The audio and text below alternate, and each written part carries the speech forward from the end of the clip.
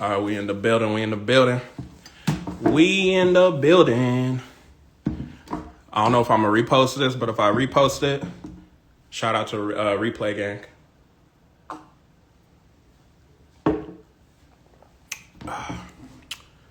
What's up? Oh, I didn't even put a title. I'm tripping. Hold on.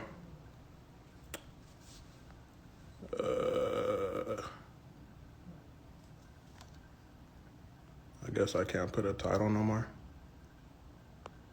How y'all living?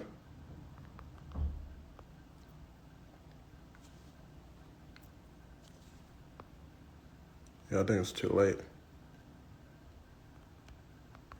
But make sure y'all follow Markia. I'm going to put her information down here. When she gets in here, we're going to get straight to it.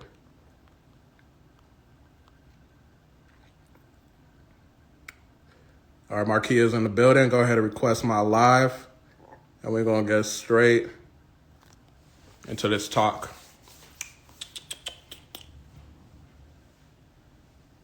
Oh, damn, you quick. You a quick one. Y'all shared a live with like 3 people in a comment. Done. Accept it. What's good? How you doing? What's up?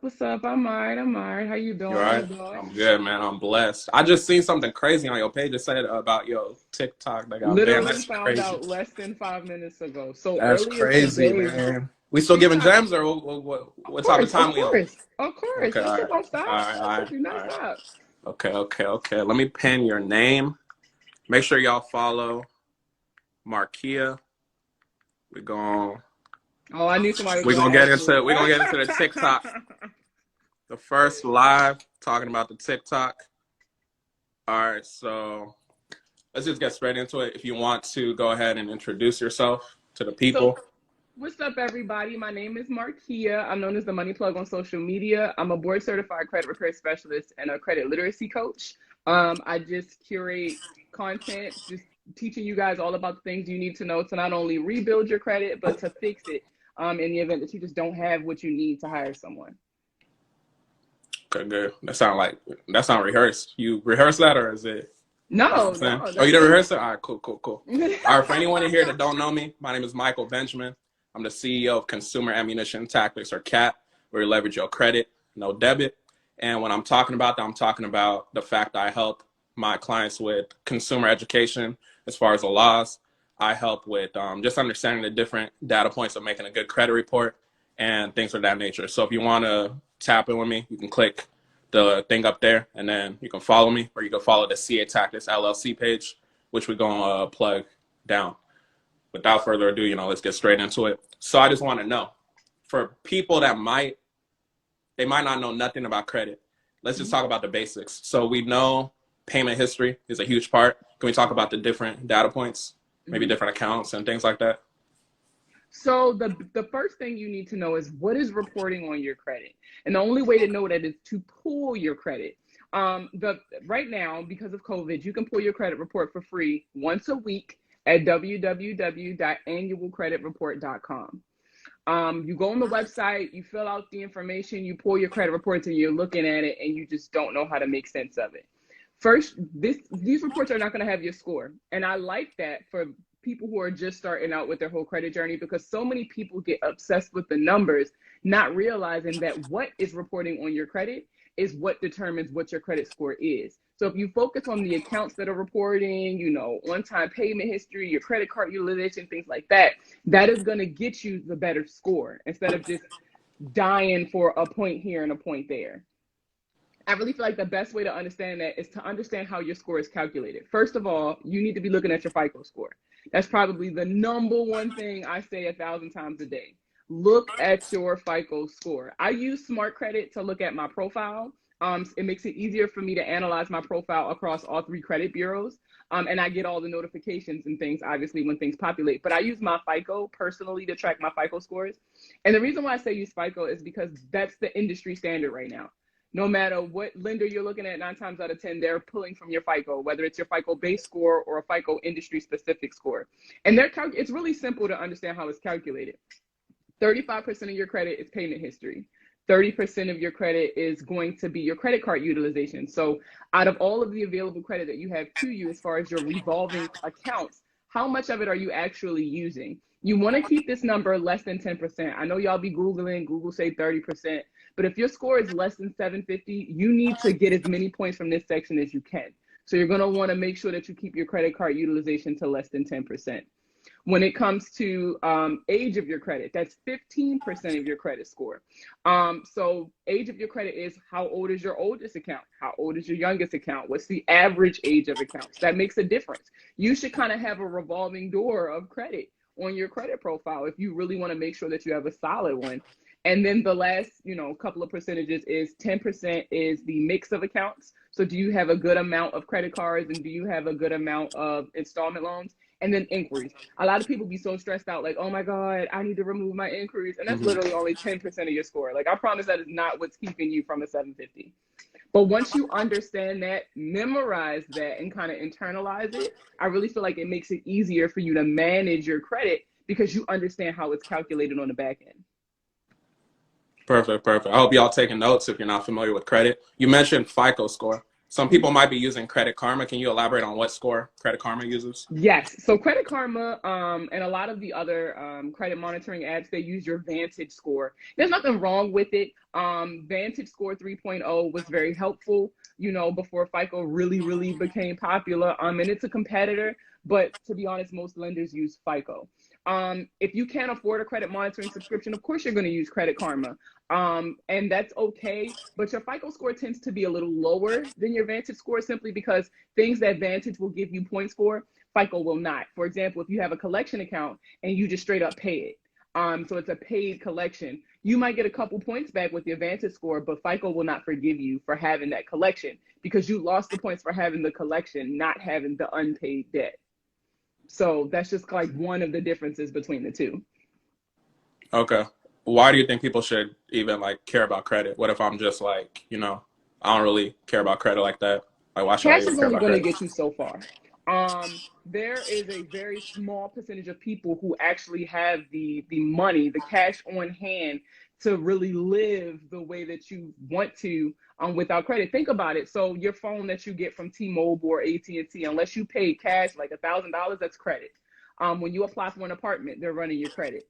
When you're applying for colleges, loans, and things like that, that's credit. When you apply for a job, they run your credit. So credit is involved in a whole lot more than people think. They think it's just credit cards. It's not just credit cards. So, I really feel like once people understand the effect bad credit can have on their life as a whole and not just, oh, I can't get a credit card or I can just buy a cash card. Once people understand it affects your car insurance, employment, where you live, because if you have bad credit, I guarantee you these luxury high rises like you see on luxury TikTok and stuff like that, these people ain't gonna want you in their building. They're not gonna want you in their neighborhoods. So once people really grasp that, they'll see that credit is a necessity. We do not make that kind of money where we can be like, you feel what I'm saying?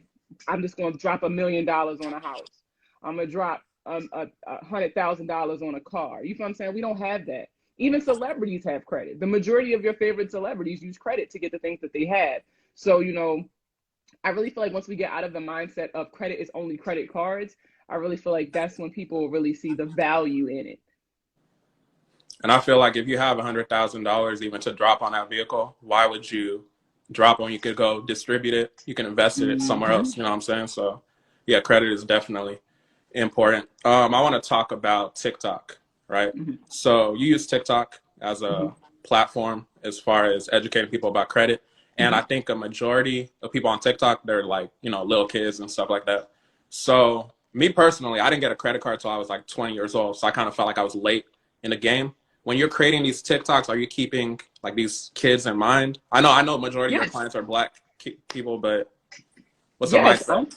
So, and it's not even just TikTok. I'm on Twitch. I'm on YouTube. I'm on Twitter. I'm on Facebook. I'm everywhere they are. And the reason why is, especially with the rise of Clubhouse, right? It was a lot of talking about how can we reach these younger people? How can we teach these younger people? How can we pass this knowledge on? But nobody was doing it. So what I chose to do was to put the information where they are instead of trying to force them to come to the information. They always say, if you don't want a Black person to learn something, put it in a book. Well, I'm not putting it in a book. I'm putting it, what's in the book, on TikTok. You'll see me reference a lot of times my credit Bible. It's downstairs. I took it downstairs this morning, but I have a copy of the FCRA. I have copies all over my house, literally. And I'll literally highlight stuff and I'll just make a TikTok about it. And you won't even realize that I'm quoting the law unless I tell you this is Title 15 of the US Code, subsection 1681. You know what I'm saying? So it's like, if I put the information where they are, they'll retain it, they'll regurgitate it. And if I give them the information before they turn 18, before they're old enough to actually make those kind of credit transaction decisions, I really feel like it will prevent them from having to hire someone like me in the future. Okay, you mentioned FCRA. I like that. Let's transition on to the laws.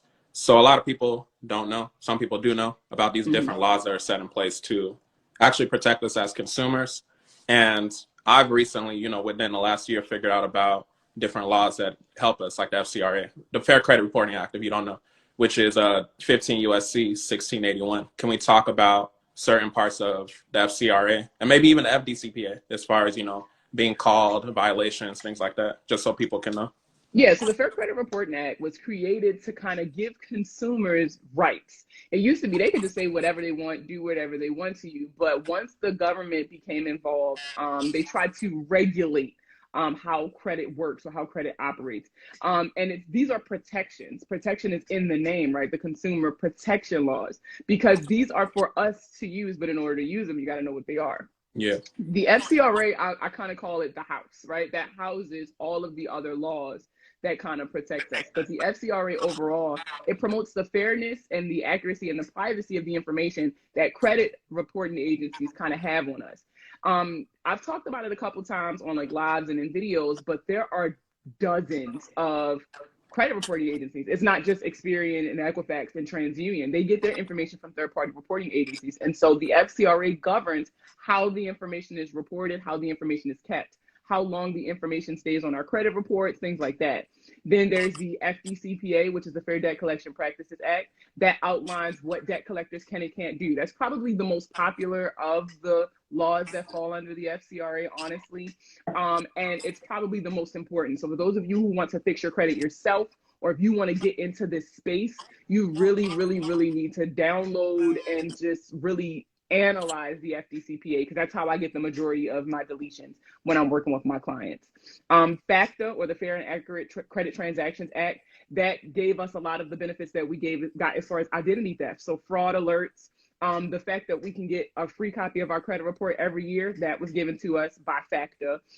There's the FCBA, or the Fair Credit Billing Act, that dictates how revolving lines of credit report and what are your rights when it comes to credit cards and how they're reporting, how they bill you. If you have any issues with how you're being billed, how do you handle them and things like that. I really feel like a lot of people are intimidated by the laws because of the verbiage. It's given very much law school. It's given How to Get Away with Murder, Annalise Keaton. But I really feel like if you just kind of sit down and analyze it piece by piece, you will really pull out some very useful information. And then not even just federally. I actually just put this information out on my page, I want to say yesterday, but state laws offer a lot of benefits as well. For example, if you're in Texas, in 2019, they passed a law stating that once a debt statute of limitations expires, it cannot be reset. So even if you dispute it, even if you pay it, it cannot reset the statute of limitations for that particular debt. And now the state of New York has followed suit. And on the 9th, it passed that their statute of limitations for the state of New York went from 6 years to 3 years. Then they changed the reporting process as far as like, how do they notify you that you are going to court for some kind of consumer credit transaction? And they also changed the fact that you have to get more resources now when you are notified that you are being sued. So they send you resources. They also made it available in Spanish because that was a disadvantage that a lot of people had. And I really feel like more states are starting to follow suit now that credit is becoming an everybody thing and not an us thing. So it's like, COVID really messed up everybody's credit. So now they're really starting to take a closer look at a lot of the disadvantages that most states are putting their constituents under and amending their financial codes. Okay. If y'all listening and y'all just like, what is she talking about with the laws and things like that? Because I know some of the people that follow me when I'm quoting numbers, they be confused. We actually, on my CA Tactics LLC page, we just dropped a Consumer Credit Laws 101 you can go and get for free. So go ahead and tap into that. And I just walked through the different laws, the big three that I think you should care about. The Truth in Lending Act, Fair Credit Reporting Act, Fair Debt Collection Practices Act. So rewatch this video if I post it, if IG don't be, hoeing us, because when you be putting out information, it'll cut you off in a heartbeat. When you put out information, they be playing games, We're going to get to that TikTok, So, but anyways, for people that didn't listen to the interview, I think a lot of people that do credit out here, they talk about the technical stuff like, okay, do this, that, and the third to actually repair the credit. But one thing I wanted to talk about with you here, and the extra value I think you added to the podcast, was talking about the mindset. Can we talk about the mindset that it takes? Because some people aren't even starting at the mindset, Yes. So I'm a firm believer that there is no one size fits all financial literacy cheat code, right? I really feel like we have to get down to the root of the issue. For years, we've been treating the symptoms, reading books. Oh, I'm going to budget, I'm going to do this. And I really feel like that's not tackling the issue. It's all about your mindset. How you think is how you act, consciously and subconsciously. So if you never change the mindset that got you into this position in the first place, you're going to still subconsciously make the decisions that's going to get you right back here. And I feel like a lot of people, I feel like mental health is really starting to become a public issue now. A lot more people are talking about it. It's really becoming a thing to go to therapy now, right? It's cool now. So I really feel like there's no excuse at this point.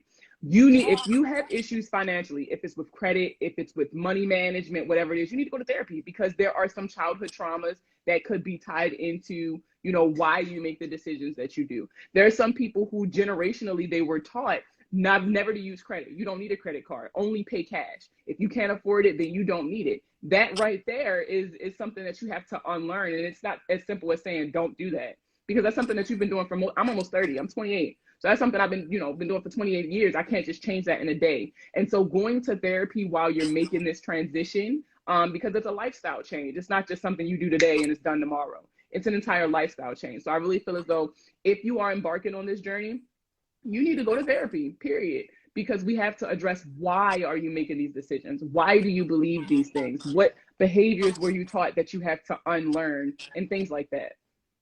Okay, perfect. Yeah, hopefully you guys are taking notes on that, because it is a self-reflection journey and knowing who you are. So on a podcast interview, if you haven't tapped into it, go to CA Tactics LLC, listen to our interview. There was some not media, volume. Is it volume? Audio lapses, but just listen to the message. Yeah. But anyways, you came from a low credit score to building up your credit score. You had a 444. You had like angel numbers in your credit score, damn near. And I felt like that was my moment. Like, I believe in angel numbers. So when I saw that, I was like, oh girl, something's gotta give. And, I had kids at the time, so it was like, yo, we gotta find somewhere to live. Like, what are we gonna do? I kind of had to kick myself in the butt and really get it together. And it came with the lifestyle change.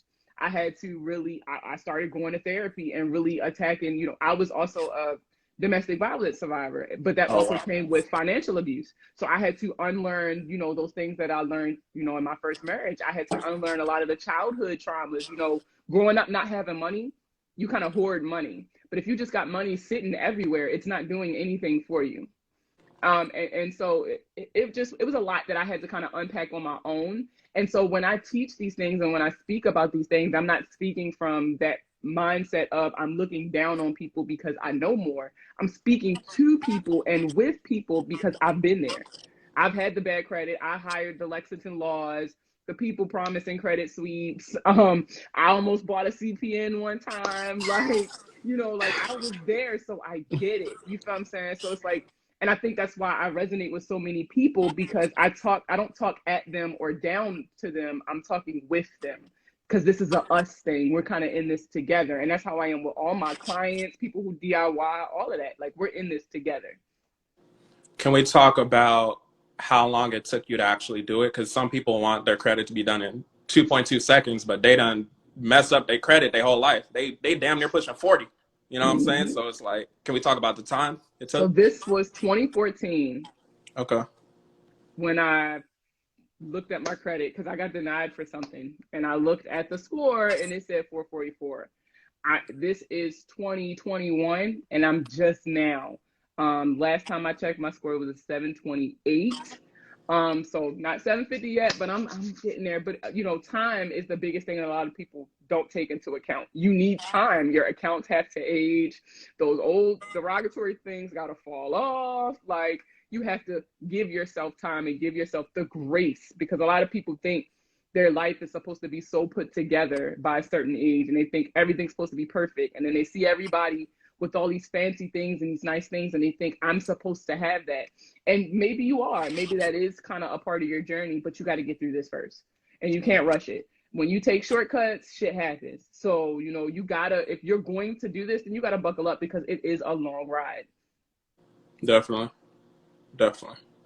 So it's safe to say that it takes time. People shouldn't want it to be done in 2.2 seconds. Okay, I just wanted to make that a point.